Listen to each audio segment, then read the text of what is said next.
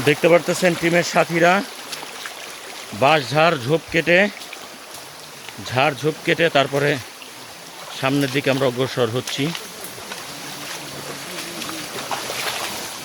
দেখতে পারতেছেন এগুলি কেটে তারপরে আমরা সামনে যাচ্ছি।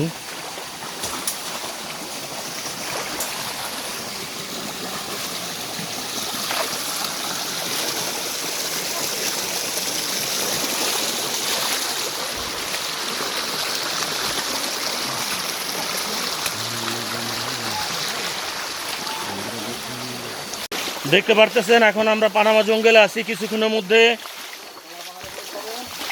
বর্ডারে চলে যাব। বর্ডার ক্রস করে আমরা সরাসরি আমেরিকা ঢুকবো। না লিবিয়া না, আমেরিকা ঢুকবো। এই যে দেখেন, কেউর কাছ থেকে 35 লাখ, কেউর কাছ থেকে 40 লাখ এরকম টাকা দালাল নিছে।